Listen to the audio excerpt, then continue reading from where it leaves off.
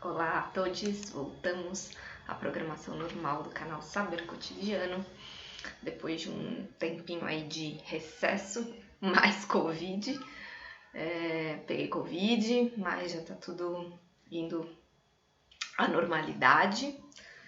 Talvez a minha voz ainda esteja um pouco rouca, mas ainda bem que temos a vacina, né?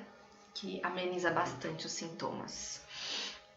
Espero que vocês estejam todos vacinados, em vias de completar a terceira imunização. E por aqui vou trazer um pouquinho das minhas reflexões, de algumas leituras que eu tive durante as férias também. Uma leitura que muito me marcou foi de J. Mombassa, Não Vamos Nos Matar Agora.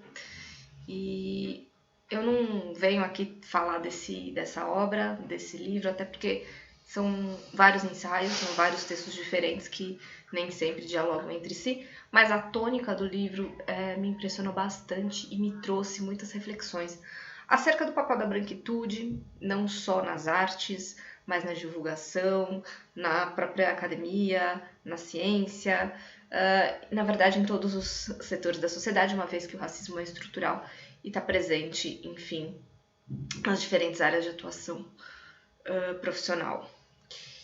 E não só sobre isso, né? O livro dela traz uma grande reflexão sobre o Brasil em si, né? O que é esse país que a gente vive, o que a gente pode esperar e como a gente pode agir dentro desse contexto. Uma coisa muito interessante que chamou muito a minha atenção foi essa questão de fato, aceitar e entender, né, o Brasil como um projeto, né? Esse não dar certo é parte de um projeto. O Simas e o Rufino também falam isso, nessa política de morte e de extermínio, ela não é consequência apenas, na verdade isso é causa, isso é feito, isso é pensado para ser dessa forma. Mais do que isso, né, toda essa questão que envolve uma promessa utópica de melhoria, de desenvolvimento, uma outra visão de mundo, de país. Isso perpassa uma distopia que acaba negando e excluindo as populações negras e indígenas deste processo, ou que pelo menos pressupõe um caminho que não vá de fato questionar ou trazer à tona os conflitos e, consequentemente, pensar e criar soluções que abarcam essas populações, que são a maior parte da população brasileira. Né? A gente continua dentro de uma ficção colonial, vai dizer ela, submissa aos cânones do imperialismo, aos cânones dos dominados, e diante dessas dicotomias, né, dominado, dominante, países desenvolvidos, países subdesenvolvidos ou em desenvolvimento, e outras dicotomias, né?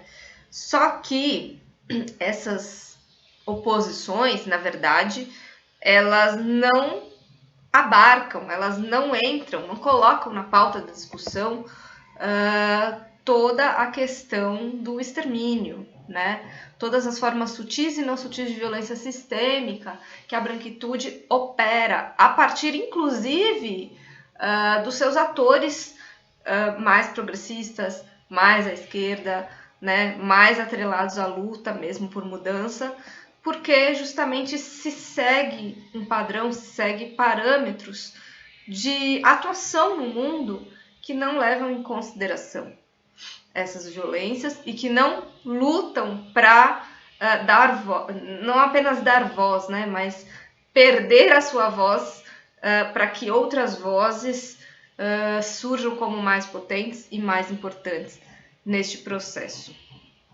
O Brasil, então, ele é um grande apesar, né?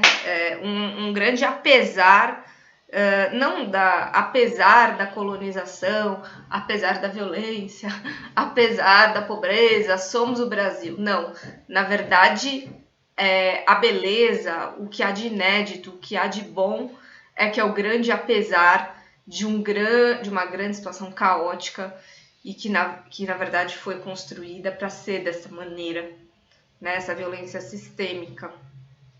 E esses discursos, infelizmente, de descolonização, justiça social, muitas vezes seguem reproduzindo esses modos de atualização dessa violência anti-negros, anti-indígenas e tudo mais. Então, como fazer, né? Como habitar esse espaço violento, esse espaço de vidas ceifadas a todo momento, esse espaço que não dialoga, que não entende, que não aceita a diferença, que não dá voz à diferença, como ultrapassar, né, essa violência normalizadora da nossa sociedade e gerar conexões de outras formas, conexões afetivas, baseadas em outros modelos de pensar, né? Inclusive, não são, vai dizer J. Mombassa, não são conexões baseadas na ideia de que, apesar de toda a violência, o sujeito, né, que sofre essa violência, ele tem que estar inteiro, íntegro e se apresentar como tal. Mas, na verdade, a gente tem que pensar como criar uma conexão a partir da quebra desse sujeito, como pensar essas vidas destituídas, essas vidas atravessadas pela violência e não exigir, né, e não apenas louvar e elogiar e dar e sentir que algo está mudando, né, por aqueles que se apresentam de uma maneira mais íntegra, né? Quando eu falo na integridade do sujeito, eu estou falando daquela pessoa consciente, política, do seu lugar, que sabe se colocar, que tem uma atuação. Tudo bem, isso é parte, né, do processo, é importante, mas a gente não pode pensar isso como a via principal, né, como o caminho. A gente tem que pensar a experiência do Brasil, a gente tem que pensar a experiência de transformação a partir da quebra e não da integridade do sujeito. Isso mexeu muito comigo, né? Porque a gente da esquerda, a gente tende muito a louvar essas iniciativas, essas pessoas que se colocam, essas pessoas politizadas. A gente tende a enxergar aí uma via interessante e querer colocar isso como modelo, né? E nem sempre, quase nunca, é daí que as coisas partem. A gente tem que partir justamente da quebra, da violência, desse sujeito que não é assim, né? E para desmontar o racismo como uma questão estruturante da nossa sociedade, a gente tem que questionar a nossa própria formação da subjetividade branca. Por quê? Porque senão a gente vai continuar operando, né, nos nossos modos de vida que já pressupõem, infelizmente, mas é a realidade, né, a nossa forma de sociabilidade, nosso sistema simbólico. Tudo isso está articulado com uma mentalidade colonialista.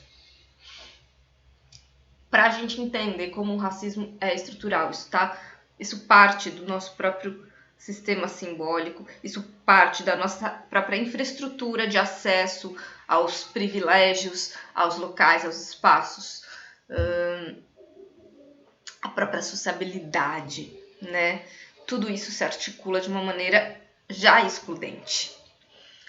E então, o que cabe a nós é enxergar isso, enxergar como as nossas dinâmicas de interação com o mundo, entre nós, com toda a série de circuitos que a gente circula, com toda a série de processos que dão textura à nossa vida, são de fato sustentadores, né, de uma infraestrutura de privilégios que mostra como essa vida que a gente tem como uma vida normal, na verdade é uma vida pautada por pessoas brancas, e que isso deve ser posto em xeque, né? Então o desmonte do racismo não implica simplesmente trazer os negros, as populações originárias a esses lugares, facilitar o acesso a esses lugares, porque esses lugares já são conformados de uma maneira racista, né?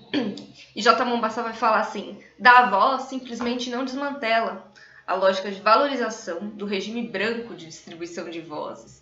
Isso é muito forte, né? A gente tem que operar, nós brancos, a gente tem que operar um programa negativo, né? Ao invés da ideia de dar voz, de dar visibilidade, a gente tem que perder visibilidade, a gente tem que perder voz, perder espaço, porque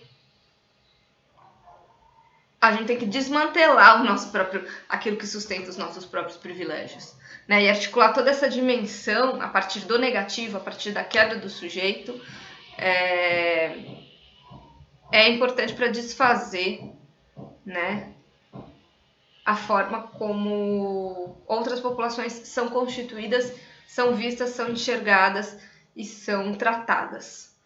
Então, muito útil trazer essa discussão aqui e dividir com vocês.